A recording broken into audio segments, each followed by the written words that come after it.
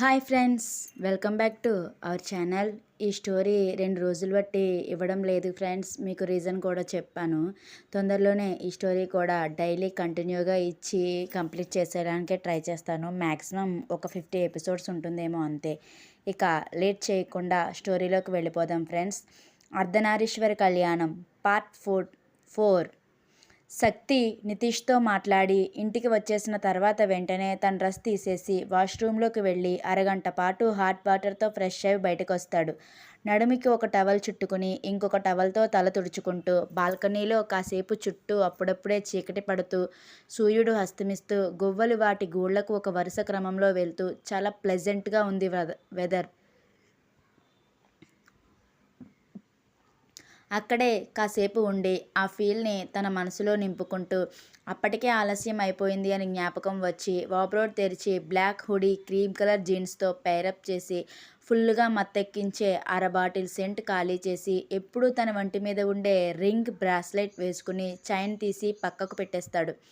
Full hot హ్యాండ్సమ్లా ready అయి తన కలెక్షన్లో బ్లాక్ బెంచ్ తీసుకుని ఆర్పీపీ పబ్ వైపు కారుని పరుగులు పెట్టిస్తాడు. ఎప్పుడూ తన చుట్టూ ఉండే సెక్యూరిటీని కూడా రావద్దని సైన్ చేసి ఒక్కడే పబ్ వైపు వెళ్ళిపోతాడు. అప్పటికే వీకెండ్ హవా నడుస్తున్నట్టు పబ్ ఫుల్ జోష్గా ఊగిపోతూ ఉంది. అప్పటికే అమ్మాయిలందరూ శక్తి కోసం 1000 కళ్ళతో ఎదురు చూస్తూ ఉంటారు. ఎందుకంటే వీకెండ్ ఎక్కడ ఉన్నా శక్తి ఆ పబ్లో ఖచ్చితంగా ఉంటాడు కాబట్టి. యాజ్ యూజువల్ శక్తిని చూసిన అమ్మాయిలందరూ ఎప్పుడు శక్తి చూపు తమ మీద పడుతుందా అని నోట్లో వాటర్ ఫాల్ వదిలేస్తూ మరీ చూస్తుంటే దూరం నుంచి కీర్తన మాత్రం బాటిల్ మీద బాటిల్ లేపేస్తూ శక్తిని కసిగా చూస్తుంది. ఏంటే కీర్తి డార్లింగ్, శక్తి సార్కి నువ్వు అప్పుడే బోర్ కొట్టేశావా అని తన ఫ్రెండ్స్లో జలస్ ఫీల్ అయ్యే ఒక అమ్మాయి వెటకారంగా అడుగుతుంది. Bloody don't shout your mouth అని లాగిపెట్టి ఒకటి పీకుతుంది కీర్తి ఆ ఫ్రెండ్ని. దాంతో తన ఈగో దెబ్బతిన్న అమ్మాయి, ఏంటి నేను చెప్పేది నిజం కాదా? శక్తి అసలు నువ్వు గర్ల్ ఫ్రెండే కాదని నిన్ను బయటికి గెంటేయడం అబద్ధమా అని చెంపరుద్దుకుంటూ కోపంగా అడుగుతుంది. శక్తి నన్ను వదిలేయడమేంటి, నేనే శక్తిని వదిలేశాను అని పొగరుగా సమాధానం చెప్పిన కీర్తిని చీప్గా ఒక చూపు చూసి, wow wow what a action, what a action. Shakti sir నిన్ను వదిలేయడమా? నమ్మేవి చెప్పవే, నీ గురించి ఎవరికి తెలియదు. శక్తి సార్కి ఇది పెద్ద గర్ల్ ఫ్రెండ్ అని మన దగ్గర ఫోర్స్ కొట్టి మనల్ని కూడా ఒక రేంజ్కి తీసుకొస్తానని చెప్పిన మాటలన్నీ దీని బిల్డప్ చెప్పిన సోది అదంతా. శక్తి సార్ గర్ల్ ఫ్రెండ్ అని శక్తి సార్ దగ్గరికి వెళ్తే మెడ పట్టుకుని గెంటేసినంత పనిచేశారని తెలుసా మీకు అని వెటకారంగా నవ్వుతూ, శక్తి సార్ ఆఫీస్లోనే నా బాయ్ ఫ్రెండ్ వర్క్ చేస్తున్నాడని తెలుసు కదా, అతడే చెప్పాడు, కావాలంటే చూడండి అని అప్పటికప్పుడు మార్నింగ్ జరిగిన ఇన్సిడెంట్స్ అంతా ఫొటోస్ రూపంలో వాళ్ళ ముందు చూపెడుతుంది సదరు ఫ్రెండ్. ఏంటి కీర్తి ఇదంతా నిజమేనా? మేము ఇప్పటికీ కూడా నమ్మలేకపోతున్నాం. ఆ ఫొటోస్ అన్నీ నువ్వేనా అని ఇంకా నమ్మకం కుదరక తన ఫ్రెండ్స్ అడుగుతారు. మరింత ఉక్రోషం పడిపోతూ ఎప్పుడు తన బ్యాగ్లో ఉండే డ్రగ్ తనకు ఇంజెక్ట్ చేసుకుని యూ బ్లడీ అని నోటికి వచ్చినట్టుగా తిట్టి తన ఇమేజ్ మొత్తం డ్యామేజ్ చేసిన ఫ్రెండ్ని మరొకటి పీకి, ఇవన్నీ నిజాలే అవ్వచ్చు కానీ త్వరలోనే అందం, యాటిట్యూడ్, డబ్బు చూసుకుని రెచ్చిపోతున్న ఆ శక్తిని నా వెనక కుక్క పిల్లలా తిప్పించుకోకపోతే చూడండి అని వాళ్ళందరికీ ఒక ఛాలెంజ్ లాంటి వార్నింగ్ ఇచ్చి తూలుకుంటూ బయటకు పోతుంది శక్తిని మరింత ద్వేషంగా చూస్తూ కీర్తన. హే పోవే, నువ్వేంటి చేసేది? శక్తి సార్ కాలి గోటికి కూడా సరిపోవు. ఇప్పటికైనా మీ కళ్ళు తెరుచుకుంటే దాంతో తిరగడం మానేస్తే మీ లైఫ్లో ముందుకు వెళ్తారు. లేకుంటే దానిలానే ఇలా అడుక్కోవాల్సిన పరిస్థితి వస్తుంది. ఇక మీకు మీ ఫ్రెండ్షిప్కి ఒక దండం. గుడ్ బాయ్ అని ఆ ఫ్రెండ్ విసిరిగా బయటకు వెళ్ళిపోతుంది. ఏ ఫ్రెండ్ వైపు వెళ్ళాలో తెలియక అటు ఇటు తూగుతారు మిగిలిన ఫ్రెండ్స్ మొత్తం అంతా కలిసి.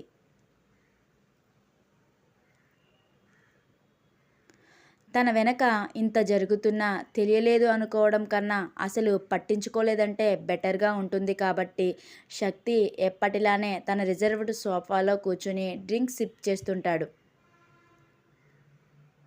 ఆ ఊరికి కొత్త, ఆ పబ్‌కి కూడా కొత్త అయినటువంటి ఒక అమ్మాయి మినీ ఫ్రాక్‌లో శక్తిని చూడగానే ఫ్లాట్ అయిపోయి, హాయ్ హ్యాండ్సమ్ అని శక్తి పక్కన కూర్చోవడానికి ట్రై చేసి, శక్తి చూపుకి జడిసి వెనక్కి అడుగు వేస్తుంది. ఏంటి ఈ ఊరికి కొత్తనా? లేకుంటే ఈ పబ్‌కి కొత్తనా? అని అడుగుతాడు శక్తి. రెండిటికి handsome. Shall we have enjoyment అని మత్తుగా అడుగుతుంది. యూ మీన్ అవర్ ఇంటిమేషన్ అని డైరెక్ట్‌గా అడిగేస్తున్నావా? అని అడుగుతాడు శక్తి. అఫ్కోర్స్ డియర్, మనదంతా స్ట్రైట్ ఫార్వర్డ్‌నే అంటుంది ఆమె. హ్యావ్ ఇట్ అని తన ముందు ఉన్న సోఫా ఆఫర్ చేసి డ్రింక్ తన ముందుకి జరుపుతూ సైడ్ స్మైల్ ఇస్తాడు Shakti. No dear, I want direct starting procedure అని సిగ్గు లేకుండా చెప్తుంది ఆమె. ఓ, అంతా బెడ్ మీదనేనా అని శక్తి కూడా చాలా పచ్చిగా మాట్లాడతాడు. ఎస్ డియర్, రూమ్ ఇక్కడ ఉంటుందా, లేకపోతే నేను ఫ్లాట్ తీసుకున్నాను అక్కడికి వెళ్ళిపోవచ్చా అని అప్పటికే శక్తి హాట్నెస్కి లోపల అంతా తడిచిపోతుంటే మత్తుగా అడుగుతుంది. No problem, I can manage అని ఒక వెయిటర్ని పిలిచి శక్తి రూమ్ ఆమెకి చూపించమని కూల్గా డ్రింక్ సిప్ చేస్తుంటాడు. కమ్ ఫాస్ట్ డియర్ అని మత్తుగా శక్తి బాడీని కోరికగా ఒకసారి టచ్ చేయబోయి శక్తి చూపుకి వెయిటర్ కూడా రూమ్ దగ్గరికి వెళ్ళిపోతుంది ఆమె. అంతా ఫినిష్ చేసి 15 మినిట్స్కి కూల్గా తన గదికి వెళ్ళేటప్పటికి ఆమె తన దగ్గర ఉన్న డ్రగ్ ఇంజెక్ట్ చేసుకుని పిచ్చి పిచ్చిగా తన ఒంటిని తనే తడుముకుంటూ శక్తి కోసమే డోర్ తీసేసి మరి సగం సగం బట్టలతో ఆకలిగా ఉన్న కామనీలా ఎదురు చూస్తుంది ఆమె.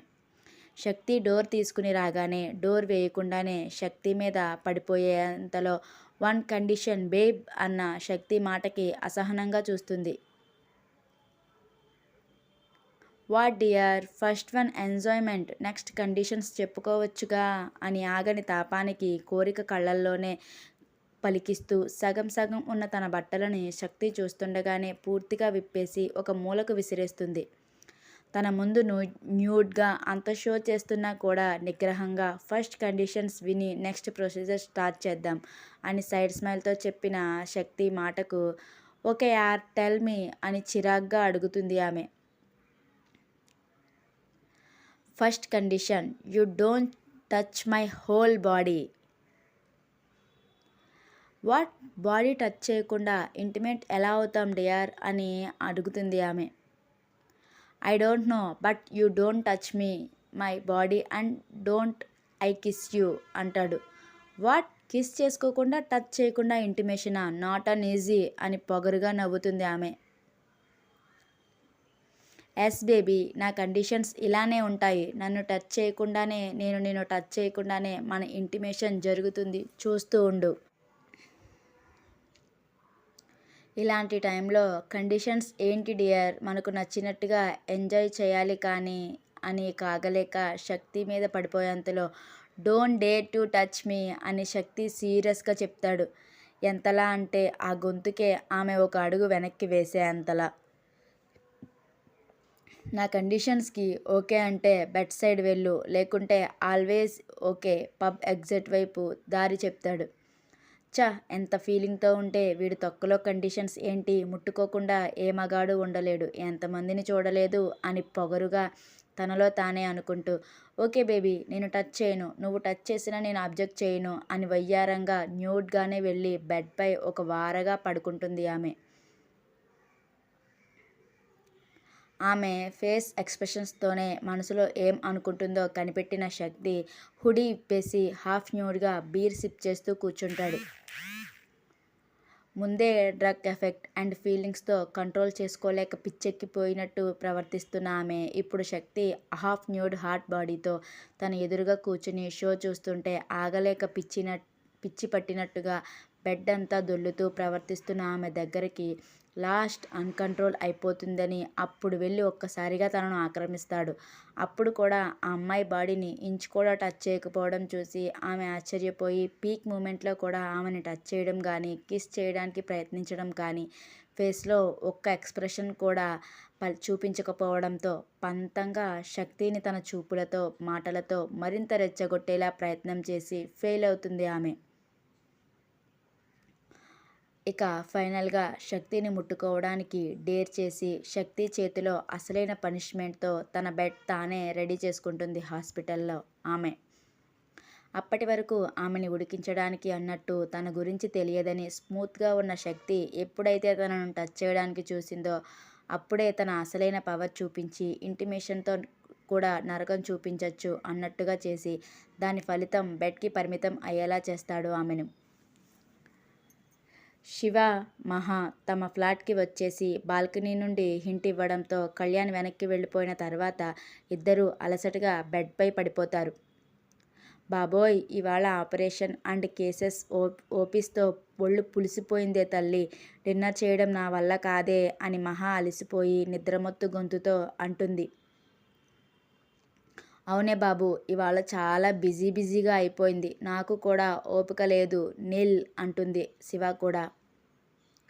మరి సాపాటు అన్న మహా మాటకు తనే ఓపిక చేసుకుని కిచెన్లోకి వెళ్ళి అప్పటికప్పుడు ఇంట్లో ఉన్న డ్రై ఫ్రూట్స్ ఇంకా మిల్క్తో షేక్ చేసి తను ఒకటి తీసుకుని మహాకు ఒక గ్లాస్ ఇస్తుంది. ఈ పూటకి ఇదే సాపాటు, మార్నింగ్ త్వరగా లేచి ఏదో ఒక బ్రేక్ఫాస్ట్ చేసుకుంటే ఆఫ్టర్నూన్ వరకు కొంచెం బ్యాటరీ డౌన్ అవ్వకుండా మేనేజ్ చేయగలుగుతాం అని తన షేక్ తాగుతూ రూమ్లోకి వెళ్ళిపోతుంది శివ. లేని ఓపికకి అండ్ వేస్తున్న ఆకలికి ఇంకా అదే బెటర్ ఆప్షన్గా అనిపించడంతో తన షేక్ తాగుతూనే కళ్యాణ్ డిన్నర్ చేశాడా లేదా అని మెసేజ్ చేస్తూ తన బెడ్రూమ్లోకి వెళ్ళిపోతుంది మహా. శివ, మహా ఒక గ్రేటెడ్ కమ్యూనిటీ అపార్ట్మెంట్లో ఫ్లాట్ 2 BHK రెంట్కు తీసుకుని ఉంటున్నారు. కళ్యాణ్ తనకు హాస్పిటల్లోనే పరిచయమైన కొలీగ్స్తో రూమ్ షేర్ చేసుకుంటూ అప్పుడప్పుడు వీళ్ళ ఫ్లాట్కి వస్తూ ఉంటాడు. చుట్టుపక్కల వాళ్ళకి కూడా శివ తన ఓన్ బ్రదర్గా చెప్పడంతో ఎవరూ కూడా తప్పుగా అర్థం చేసుకోరు. శివ, మహా ఒక ఊరివాళ్ళు అవ్వడంతో చిన్నప్పటి నుంచి ఇద్దరూ కలిసిమెలిసి పెరిగి ఇద్దరూ ప్రతిదీ షేర్ చేసుకుంటూ ఇద్దరూ కూడా ఒకే ప్రొఫెషన్ చూస్ చేసుకుని ఇక్కడి వరకు వచ్చారు.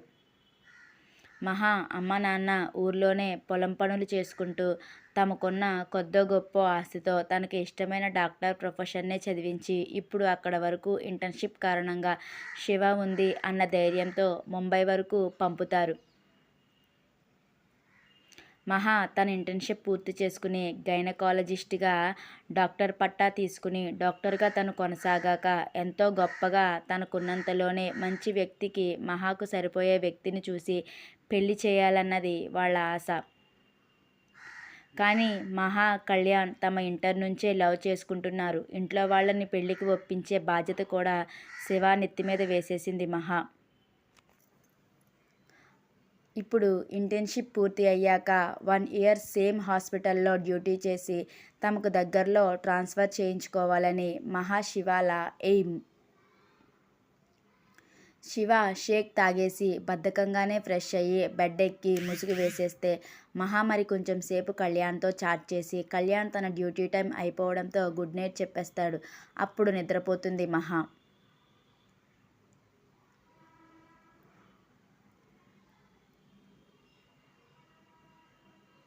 అప్పటి వరకు ఊరికి కొత్త, తన గురించి ఏమీ తెలియదని నార్మల్గా బిహేవ్ చేసిన శక్తి ఎప్పుడైతే తనను టచ్ చేయాలని చూసి తన ఈగో రెచ్చగొట్టిందో అప్పుడు తన పవర్ అంతా చూపించి తనలోని శాడిజాన్ని పరిచయం చేసి బెడ్కి పరిమితం అయ్యేలా చేస్తాడు.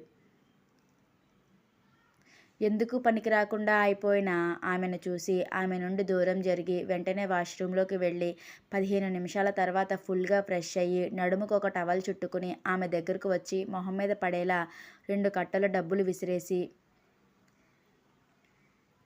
ఆమె మొహం మీద చిటిక వేస్తాడు. ఈ డబ్బు నీ బెట్ మనీ కన్నా ఎక్కువే. మరొకసారి పూర్తి వివరాలు తెలుసుకోకుండా నీ ఓన్ ఐడియాస్తో ఎదుటివారి స్టామినా అంచనా వేయకుండా బెట్ వేయకుండా ఉంటావని అనుకుంటున్నాను నీ పొజిషన్ చూసి. మరొకసారి నాకు తెలియకుండా నా మీద నా వెనక విధవ పంచాయతీలు పెట్టినట్టు తెలిస్తే ఇప్పుడు బెడ్కే పరిమితం అయ్యావు. మళ్ళీసారి శ్మశానంలో 6 అడుగుల గొయ్యలో శాశ్వతంగా పడుకుంటావు అని సీరియస్ వార్నింగ్లా చెప్పి తన ఎదురుగానే డ్రెస్అప్ అయిపోయి వెనక్కి తిరిగి చూడకుండా వెళ్ళిపోతాడు. వెళ్ళిపోతున్న అతనిని తన గొంతు సహకరించకపోయినా ఇదంతా మీకు ఎలా తెలుసు అని పీల గొంతుతో కష్టంగా అడుగుతుంది ఆమె. ఆమె ప్రశ్నకి సైడ్ స్మైల్ ఇస్తూ వెనక్కి తిరిగి, నువ్వు ఈ ఊరికి కొత్త, ఈ పబ్కి కొత్త, యామ్ ఐ రైట్ అంటాడు. శక్తి ప్రశ్నకు ఓపిక లేకపోయినా తల నిలువుగా ఆడిస్తుంది ఆమె. Wall one night time spend చేసి కిస్ హగ్ చేసుకుని, నేను నిన్ను టచ్ చేసేలా చేస్తావని మీ ఫ్రెండ్స్తో 1 lakh బెట్ వేశావు కదా అంటాడు సైడ్ స్మైల్తో. భయం అంతా తన ముఖంలోనే కనిపిస్తూ ఈ విషయం ఇతనికి ఎలా తెలిసింది అని ఒళ్ళంతా చెమటలు పట్టేస్తుంటే కష్టంగా ఇది మీకెలా తెలుసు అని మాత్రం అడగగలుగుతుంది ఆమె. దానికి ఒక సైడ్ స్మైల్ మాత్రమే ఇచ్చి, నీ దగ్గర ఉన్నది నువ్వు బెట్ వేసిన మనీకి 2 times ఎందుకు ఇస్తున్నానో తెలుసా? ఈ శక్తి దేనికి లొంగడు, అందులోనూ నీలాంటి దానికి అస్సలే లొంగడు. అప్పటి వరకు ఎందుకు సైలెంట్గా ఉన్నానో తెలుసా? నా దగ్గరకు కోరి వచ్చిన ఆడదాన్ని ఎవరిని నేను వెనక్కి పంపేది ఉండదు. అలా చేస్తే నా మగతనం ఎలా ఒప్పుకుంటుంది? లాస్ట్కి నేను నీ దగ్గర కూడా నార్మల్గా ఉన్నాను, కానీ నువ్వే నీ చేతులతో నా ఈగో టచ్ చేసి ఇప్పుడు ఈ పొజిషన్కి కారణం అయ్యావు. ఇంకెప్పుడు ఇలాంటి చీప్ ట్రిక్స్ నాపై ప్లే చేయాలని చూస్తే నీకు నీ ఫ్రెండ్స్కి కూడా ఈ భూమి మీద నూకలు చెల్లిపోతాయి అని ఎక్కడ ఉన్నాడో అక్కడ నుంచే కోపంగా చెప్పి ఇక ఆగకుండా తన కార్ దగ్గరకు వెళ్ళిపోతాడు. ఆమెకు ఇక డ్రెస్ వేసుకునే ఓపిక కూడా లేక కష్టంగా బెడ్షీట్ చుట్టుకుని తన ఫోన్తో తన ఫ్రెండ్స్కి కాల్ చేసి రమ్మని పిలుస్తుంది. వాళ్ళ రావడంతోనే తన ఫ్రెండ్ అవతారం చూసి షాక్తో 2 చేతులు నోటి మీద వేసేసుకుంటారు. ఎక్కడ ఒంటి మీద చిన్న గీత కానీ, కందడం కానీ, ఎరుపు ఎక్కడం కానీ ఉండదు, కానీ ఆమె మాత్రం కొన ఊపిరికి దగ్గరగా ఉన్నట్టుగా అయిపోవడంతో వెంటనే పబ్లోని వాళ్ళ సహాయంతో ఆమెని హాస్పిటల్కి తీసుకుని వెళ్ళిపోతారు. పబ్ దగ్గర స్టార్ట్ చేసిన కారు ఇంకెక్కడా ఆగకుండా తన ప్యాలెస్లోనే ఆపిన శక్తి వెంటనే రూమ్కి వెళ్ళిపోయి డ్రగ్ ఇంజెక్ట్ చేసుకుని బెడ్ మీద అడ్డంగా పడిపోతాడు.